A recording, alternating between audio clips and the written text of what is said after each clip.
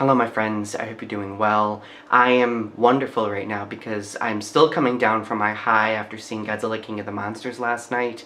I've been just putzing around my house all day processing what I watched and listening to the wonderful Bear McCreary soundtrack. P.S. If you haven't watched my review for the soundtrack, go check it out. You'll be able to find a link to it at the end of my video. But I wanted to just sit down and talk to you all about the movie and do a review. The first part of my review will be spoiler-free. The second half of the review will involve quite a few spoiler references. I will notify you to click away when I get to that point. But first and foremost, I just want to provide an overview of my impression of the film as a whole. I left the theater with a grin on my face. I felt very wholesome and satisfied with what I got to see. I feel like this film does a lot of fan service in a lot of ways that the Godzilla 2014 and Kong Skull Island movies did not, and in fact, in a way that a lot of even Toho Godzilla movies did not. We got to see a lot of monster battles, we got to see very vibrant spectacles, wonderful sounds. The story, for me, seemed to progress in a very paced way. It didn't seem to lag, it did not seem to be rushed to me. If there were parts that seemed slow or rushed, the movie did a great job of distracting me from that with the story and the spectacle. Again, I will emphasize that this movie is about the spectacle, largely.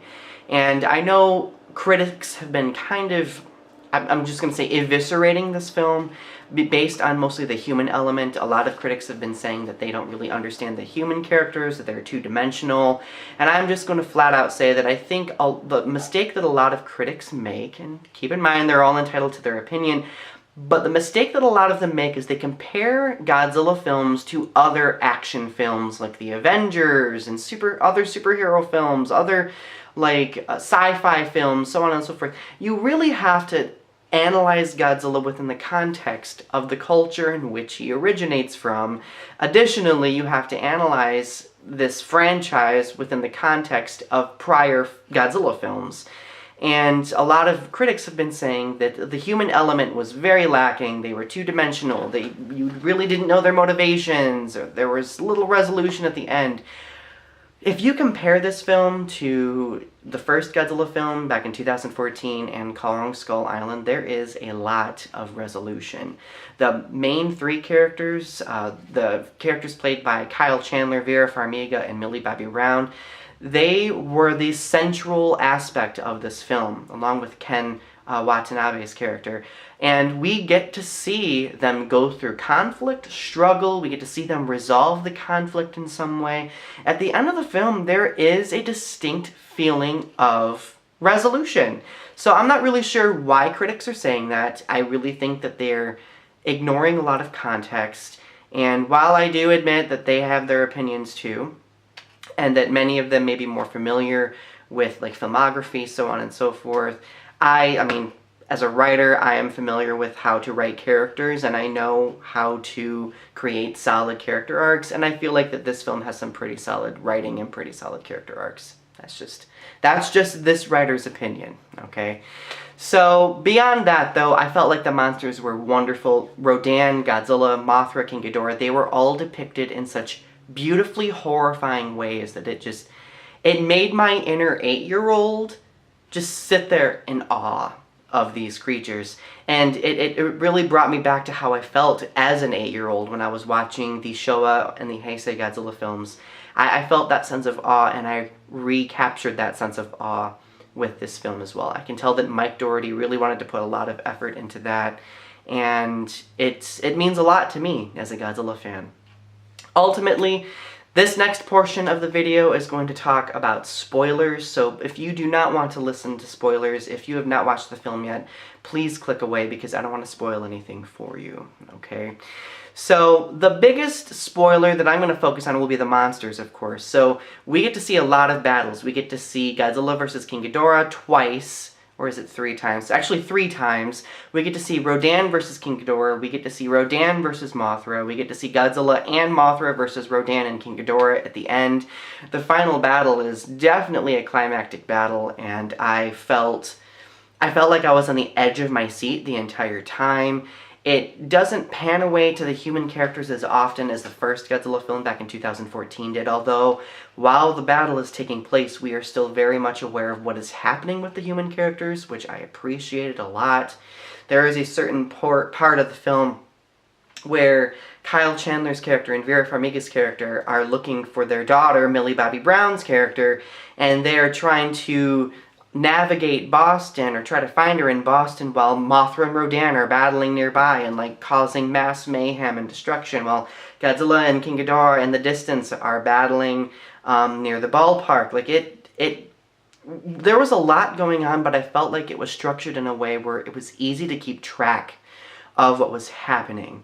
One thing that I really appreciated with this film is that it did a considerable amount of character building from the beginning leading up to the final battle. This film took on a lot of responsibility in introducing to us 3 new kaiju who are Toho's most iconic creatures. They did a wonderful job picking up where a lot of former characters left off, like Ken Watanabe's character, for example, and all in all, it introduced to us some new, believable characters that have motivations of their own. And you can clearly see that characters like, for example, Vera Farmiga's character, she kind of takes on the anti-hero role. She's not necessarily a villain, but she's kind of swept up in the motivations of a terrorist, an eco-terrorist group, and her mourning the death of one of her kids that happened in San Francisco in the Godzilla 2014 series of events motivates her to perform the actions that she's performing in this film.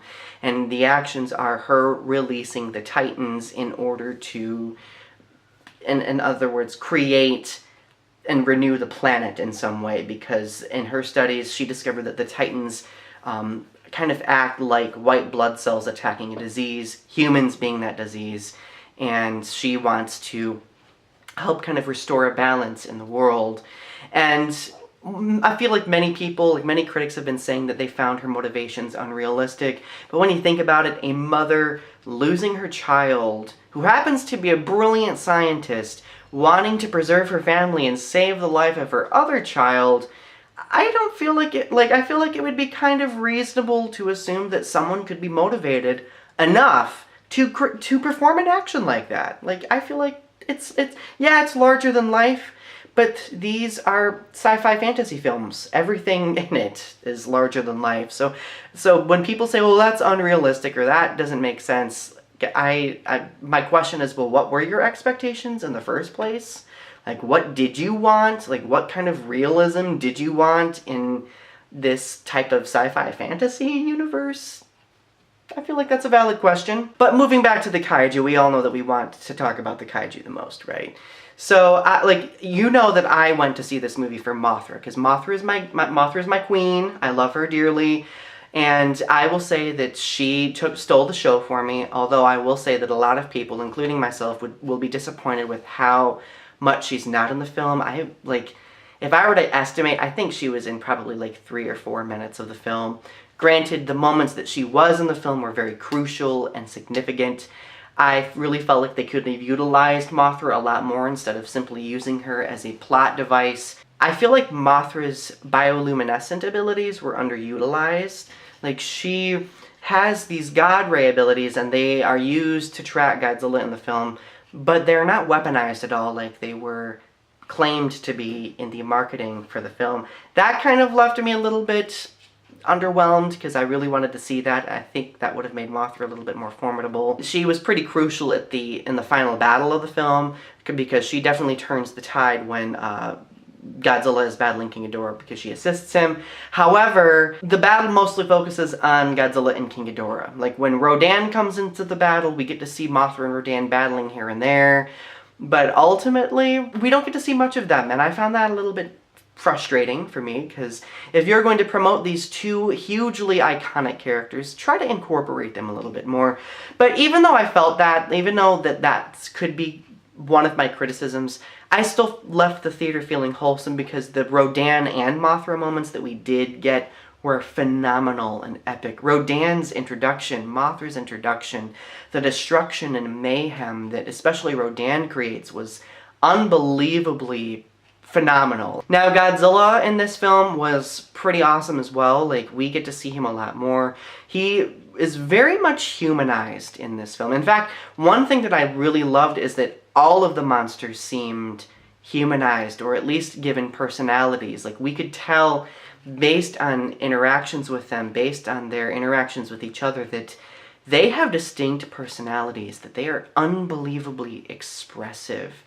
And like there's one scene that I want to focus on. This is hella a spoiler, but toward the end of the film, at the end of the Battle of Boston, there's a moment where a Godzilla, who was just dropped from the atmosphere by King Ghidorah, is just like laying in the ruins of Boston, like seemingly on the verge of death. King Ghidorah looming in the distance. Mothra, who is also like banged and battered up from her battle with Rodan, like climbs on top of Godzilla, like crawls over him, spreads her wings and shields Godzilla, like kind of like as like almost as like a mother would. And the expressiveness that you could see in her face, the care that she had for Godzilla, was very moving to me. And of course, at the following scene is she flies in and sacrifices herself by taking King Ghidorah's full blast instead of Godzilla, and her energy ultimately goes into Godzilla, and he is, you know, repowered and recharged. And like that was moving, but the act of her protecting Godzilla like that, and both of the monsters' facial expressions, that almost made me cry in the theater. That almost made me cry, not gonna lie. And their care was definitely balanced with the villainous malevolence that King Ghidorah exhibits, and the kind of chaos that Rodan exhibits as well. All in all, like, these monsters were done justice. I think they were done very well. I would have loved to see more of a few of them, but ultimately, what I got, I was pretty satisfied. One other thing that really made me happy was getting to hear the Bear McCreary score interposed within the movie. However, I did feel like that the sound effects kind of overpowered the score in certain points. I really think that could have been balanced a little bit better. But other than that, like, it didn't bother me that much. By the time we got to the end credits, the music was really stuck, and we got to hear some of that classic music in the end credits.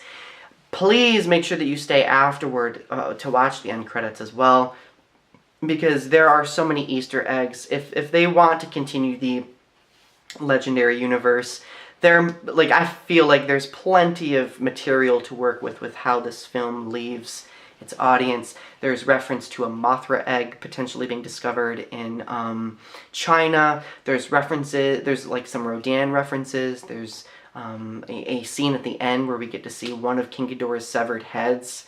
And it's a wonderful set of Easter eggs and hints toward potential films in the future. I really feel like they set up a lot of this film to hint toward a Mothra solo film. If we get a Mothra solo film, I am going to, I'm just going to cry. I'm going to cry happily. We get to see a lot of context in this Godzilla film regarding Mothra, because some of the characters are connected to her in some way.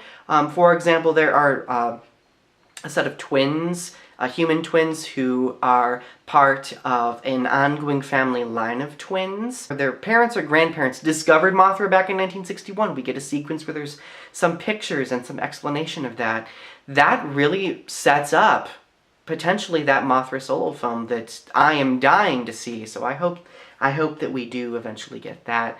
I'm not really sure what's going to happen in Godzilla vs. Kong. I feel like there is a lot of mystery surrounding it so far, but I think that this movie, Godzilla King of the Monsters, sets that up nicely for whatever events will take place.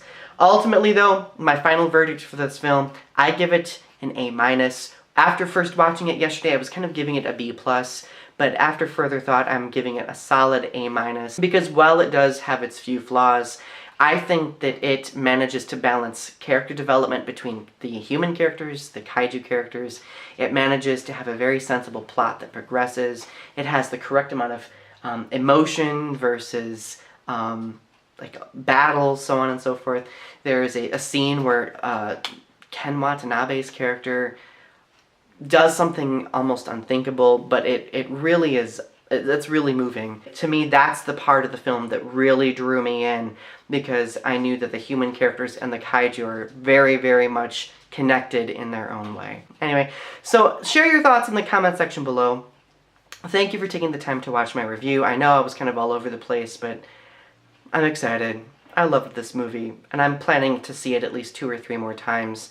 So share your thoughts again in the comment section below and subscribe to my channel if you haven't yet. Have a great rest of your day, and get out there and go see Godzilla King of the Monsters.